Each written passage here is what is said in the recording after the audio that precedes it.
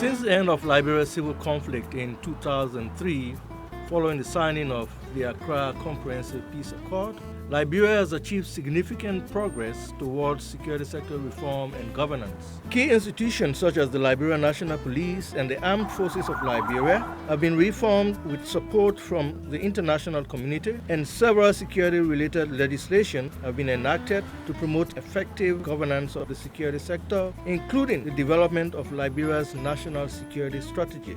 The government has also developed policies to foster national reconciliation, decentralization, higher degree of civil liberties, land reform, and the inclusion of women in decision-making process at all levels. The peaceful presidential and legislative elections in 2011, 2014, and 2017, with the recent election of George Weah as president and the 54th legislature taking oath in January 2018, connote some level of democratic maturity. Liberia needs to build upon this positive momentum, especially since the country is still faced with numerous security challenges such as corruption, human rights violations, armed robbery, mob violence, ethnic tensions and land-related conflicts, drug trafficking, threats of terrorism, and protests over government's handling of the economy. The national legislature plays a central role in effectively tackling these issues. Through its main functions of lawmaking, oversight, and representation, it is responsible for shaping public policy and promoting good security sector governance by ensuring a transparent and accountable security sector, the efficient use of public funds, and the effective monitoring of key security institutions. Liberian legislatures have, however, been prevented from fully exercising these core functions due to various shortcomings. This particularly applies to the security-related committees' weak infrastructure and budget, lack of dedicated support staff, and training in security sector governance. To tackle this issue, UNDP requested DCAF's assistance in developing and implementing a project to support the 54th Liberian legislature in performing its core functions. One of the key aspects the project is focusing on is to prevent institutional memory loss. Unlike the practice within the executive branch wherein handover mechanisms have been developed to ensure that the outgoing president provides detailed handover notes to the incoming president, the legislature does not have in place handover mechanisms to facilitate the transmission of critical information from outgoing to incoming legislators. Handover mechanisms are essential as they provide incoming legislators with valuable information regarding issues, progress, and challenges faced by committee members during their term in office. In an effort to address this challenge, former committee members have agreed to take part in a lessons sharing process with newly elected members, including collecting key tips for incumbents and documenting good practices through the short interviews that are compiled in this short film. Well, I think people need to pay more attention to ensuring that people are given training regularly that will be able to serve the various committees in order to make the legislature effective at the end of the day for the good of the country. So I think training is a key. If the members of the committees do not understand what they ought to do, it will be difficult to effectively exercise oversight. For example, take what we call defense budgeting. If you don't understand the sector, you cannot exercise oversight because people will be telling you terminology you're not familiar with, blanket terminology like military hardware, and we're having X amount. How do you go into your oversight when you don't even understand the sector? So it's very key that people with some expertise should be able to man those committees in order to have effective oversight.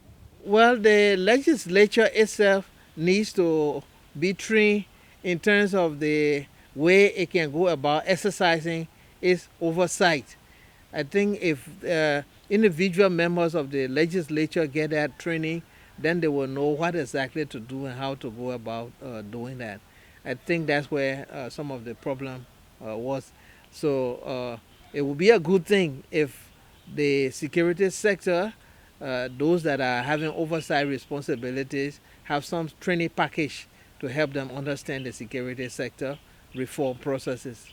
First and foremost, those sent to committees, specific committees, for example, the Committee on Security, Defense, and Intelligence, must be knowledgeable.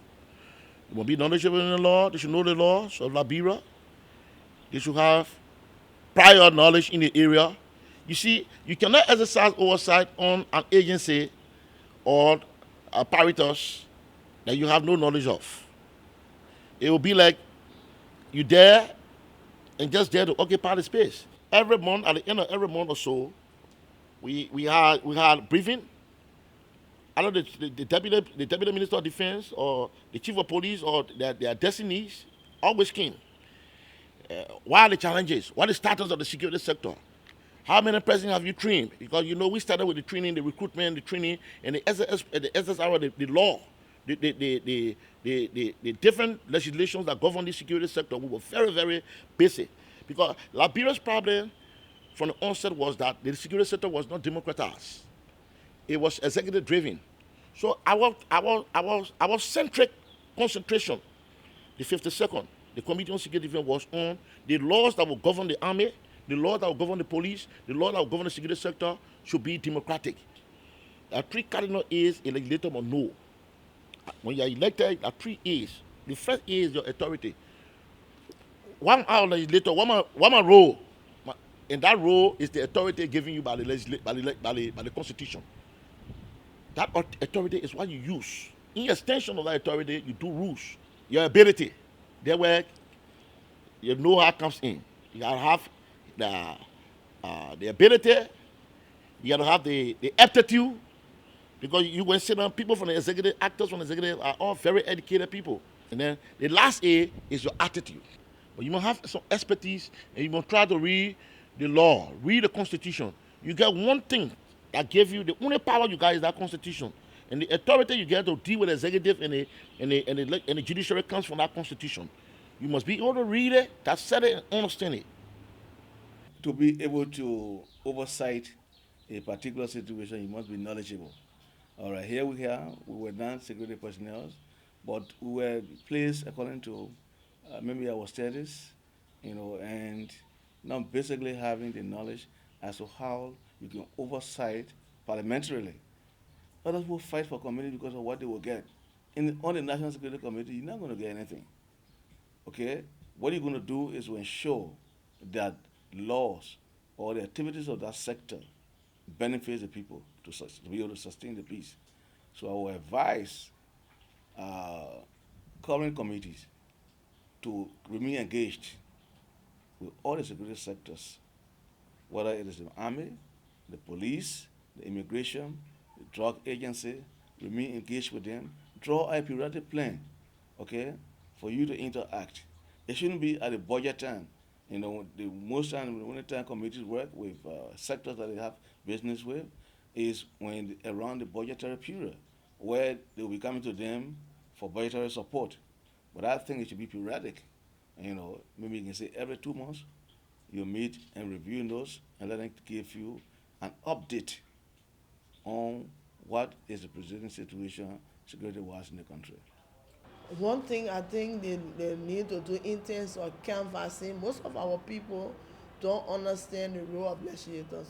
And some of us, when we go to the campaigns, we do promises, things that are outside of our control, that we'll do this, we'll do this, we'll do this. And the only thing that you have is your oversight responsibility and your lobbying power to ensure sometimes your salary, you will do scholarships, but there's no amount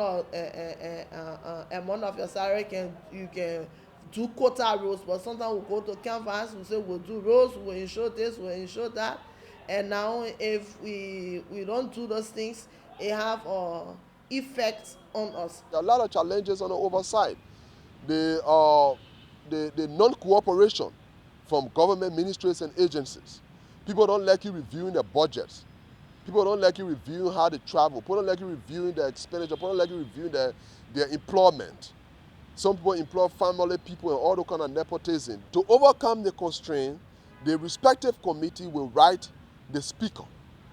Dear Speaker, In the exercise of our function, we are experiencing difficulty with Ministry X, Y, Z. Below are the following blah, blah, blah, blah, blah. So then you state Ministry of Health is not disclosing the budget.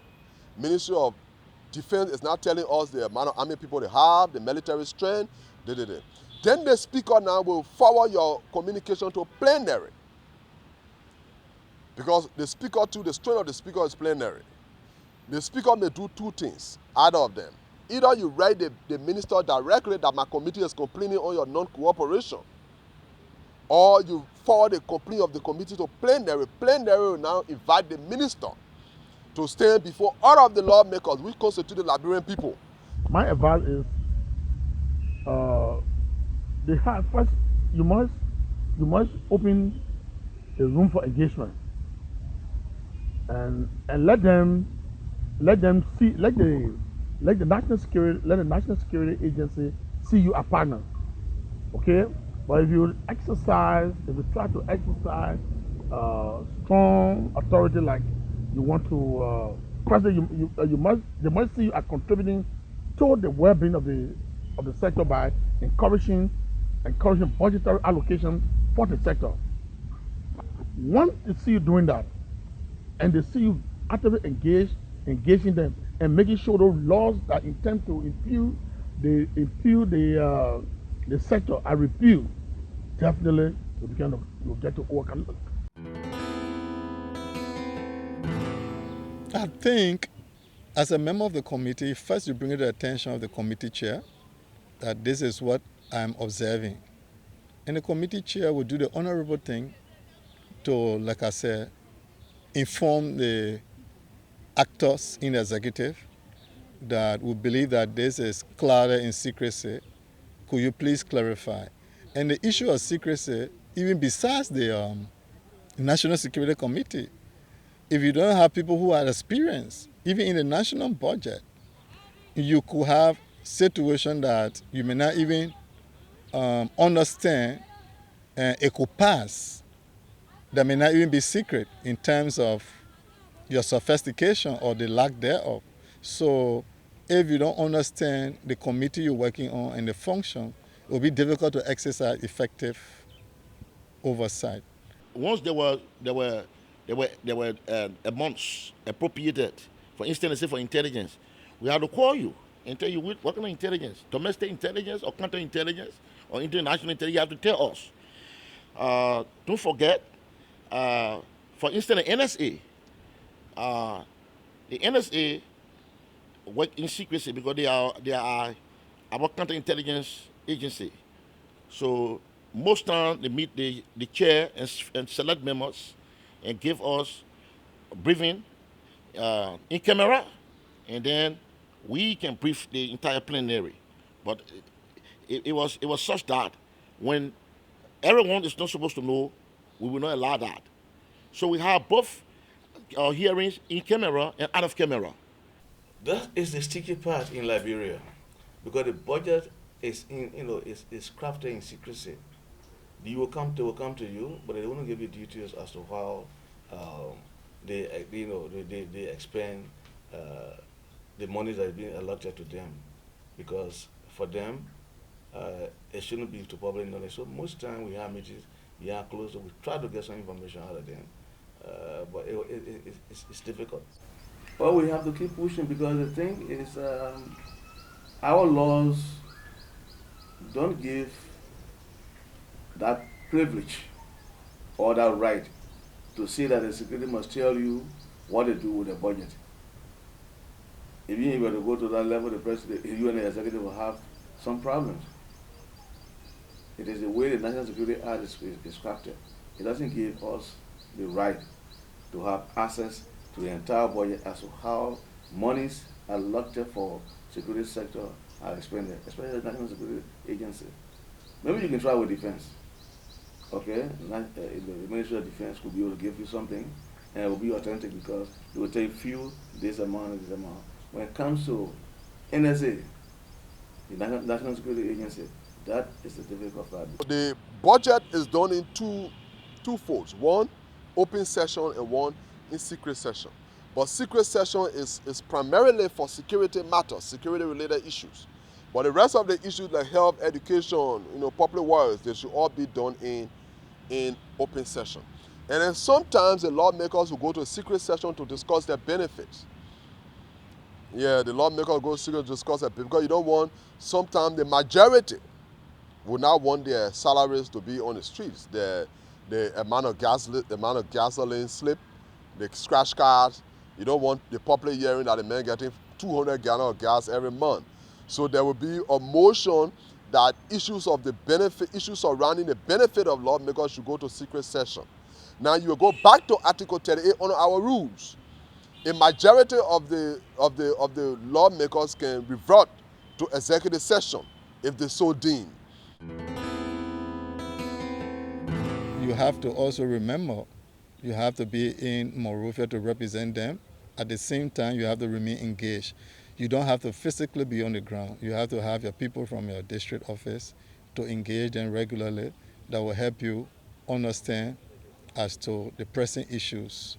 I personally, every 90 days, every three months, I meet my constituents at one of the locations in the constituency and brief them on what will happen in the capital, how I voted on issues, on the budget, how much money was raised for the county, for the district, and so forth and so on. I visited the constituency almost every time I had a chance, like every weekend.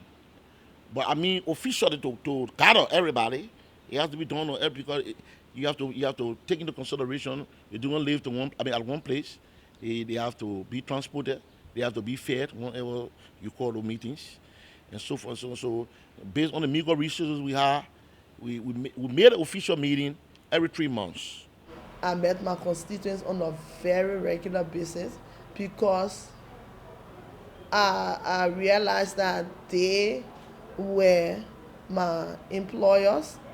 And one thing I want to say that in as much we are politicians, when our people elect us and we go there, we should not go with party line and interest. We should look at the country interest. But most often you will see sometimes lawmakers will sway decision based on the party votes or based on certain interests, not in the interest of the people. The representation here is in two folds. One, to hear from the people on how you should make laws to benefit them, and also to hear from them on their problems, because our people got, and you can't blame them because they got problems. So because of the second component of representation, most lawmakers run from their constituencies. They run from their people. They don't effectively execute that portion of representation. Representation, in my mind, or summarily, is the actual engagement with your people, right? That's representation. To hear from them, understand their problem, and solve their problems. But if you're representing the people that are poor, most time representation will be to confront you with problems. So because the lawmaker is aware that he's going to hear problem, resources limited, sometimes whole year he only meets his people one time. Sometimes 6 months, some people go there only one time. A lot of money earned by lawmakers, they go back to community initiative. Except you want to be very unpopular. But if you have somewhere in your heart to be popular, then you have to prioritize representation. You have to keep engaging the people. Even if it will cost you your allowance, you got to keep engaging them. I think people have to be up to the task in order to meet in the middle. Because if you just sit by and say the executive is not cooperating, there's no political will, I don't think it's enough. Yes, at times, people in the executive will sometimes not cooperate, but it depends on the way we engage them. It depends. So I think political will should be on both sides to ensure that you are convinced the right thing should be done, the right thing will be done. You don't be a spineless legislature. Anything the president brings, you accept it without looking at it critically. That's not good for the democracy we're talking about. But at the same time, I wouldn't encourage them to be recalcitrant. Anything the president brings, because it's coming from the president, you oppose it. And that's the stand that some legislators like to take. Anything the president will bring, they will oppose it because they are opposition and they want to be seen as strong-willed people. And I think that's not correct, yeah. So you have to seek a balance. Liberia kind of culture where the security sector was executive driven. The president controls the security sector. It was the presidential thing. So to get leave it, to take the executive out of it based on the new laws, on the new dispensation, you couldn't get ultimately 100% cooperation. There were times they tried to push all around, but we compare compliance. Sometimes when the executive wants us to do something, we will say, to do it, you have to answer these questions I will ask you. You hold them. Because the Constitution will have separation of powers. For instance, the executive want you to pass the budget quickly because they got to spend, and before they spend, you have to pass the budget. So you delay the budget. Even though delaying the budget, it will be looking like you're stalling development of the country, but you have to have something to back it on. What I really would recommend is that in the oversight responsibility of the legislature, they should ensure periodic interaction with the executive. Do not wait until you have a situation, okay? Because you have oversight responsibility. The executive should be making a report to you quarterly on expenditures. It's in the PFM law, the Financial Management Act law. So if you just follow the laws, the right committees follow the law, and go after what they need to do, I'm sure that we can all sail smoothly. But if you sleep on issues, and then it comes to the limit where it's going out of hand, and you want to come, then it becomes an issue. It can become a situation where I don't want to save face. If I should use the oxymoron, it was bittersweet. There were times that we battled with the executive to ensure that certain things were done, and there were times we also work with the executive to ensure certain things were done. Take, for example, when I was a member of the legislature, when the international community waived the debt, Liberia of 4.5 billion or 4 billion debt. To waive that debt, in order to have debt waiver, we needed to meet the HIPIC condition, highly indebted poor countries. Now, in order to meet the HIPIC condition for the debt to have been waived, the legislature worked with the executive to ensure that certain strategic things were done that will elevate the image of the country and promote a level of integrity and transparency that will yield to the waiver of the country's debt. We work with the executive to establish the Public Procurement and Concession Commission. We work with the executive to establish the Liberia Anti-Corruption Commission. We work with the executive to establish a lot of commissions, regulatory agencies, the LRA, and many of them, to meet up with certain benchmarks that the international community demanded in order to waive the debt.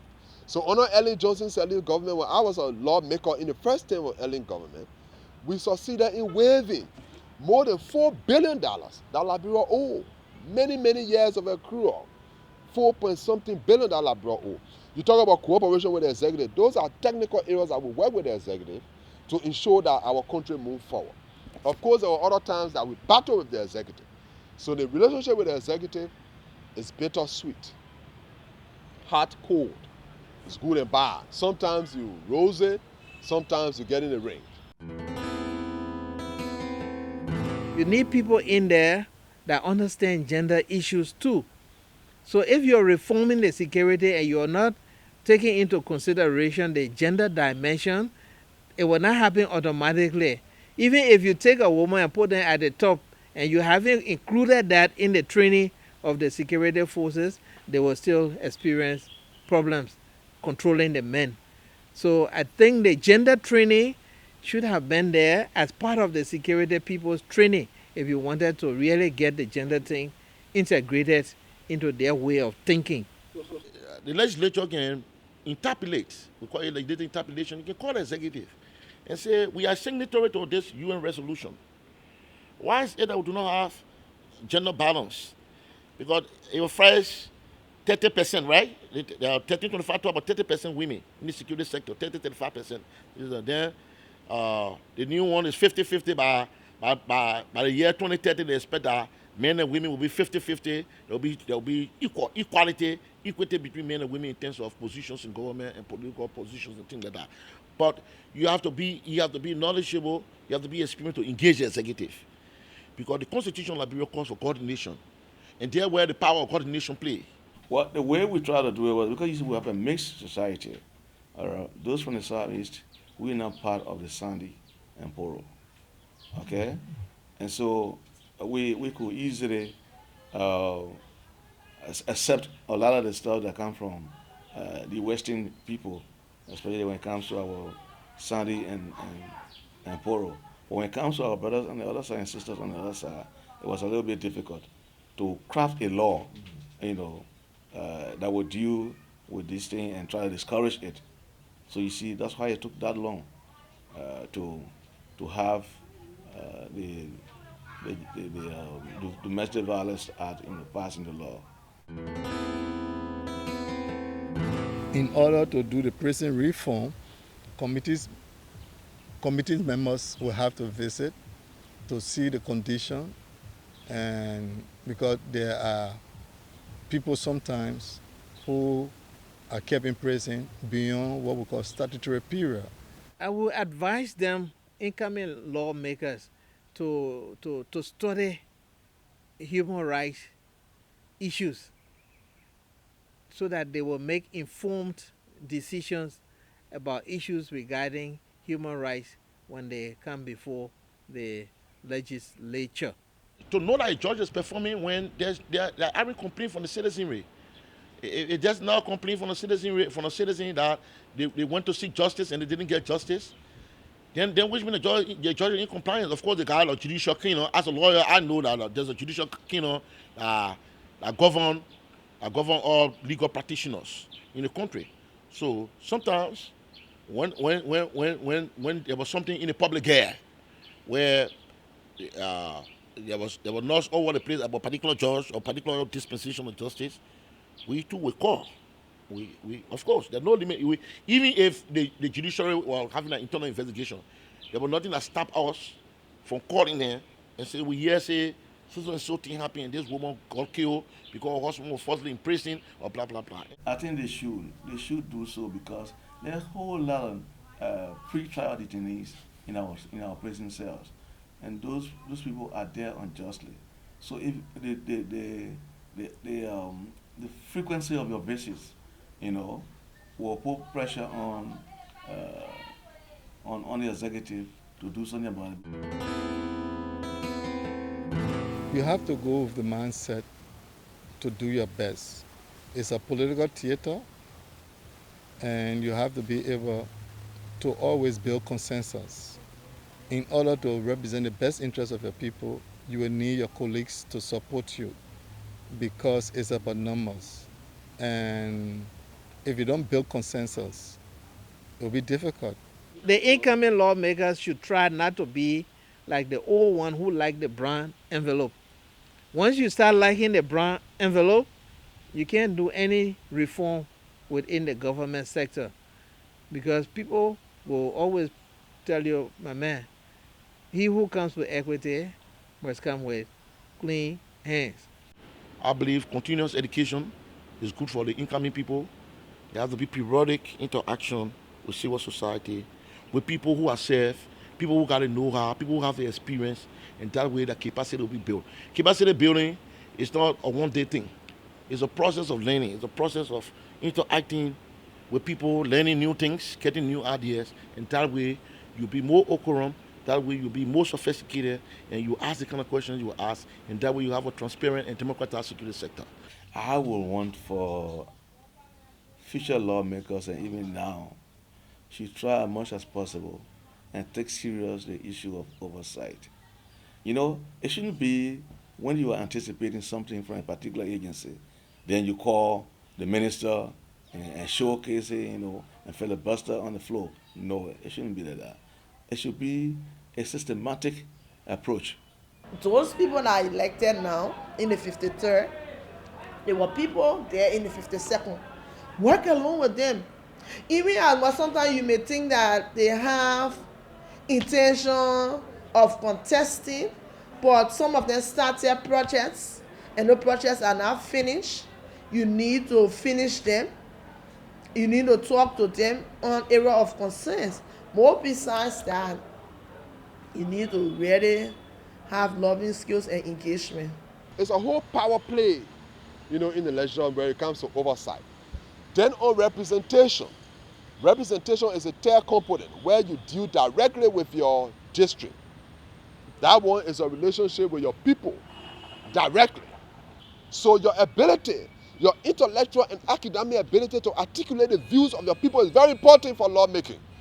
If you don't have that ability as a new lawmaker, you remain in a corner. They call them bobo lawmaker. In Liberia, when we say bobo, we're talking about somebody that can talk.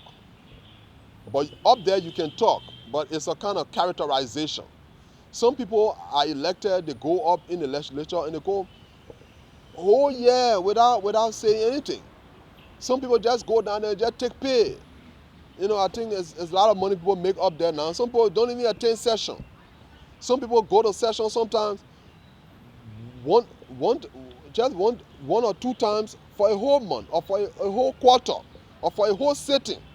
Some people say, okay, I'm elected as lawmaker now, I don't have to go to work.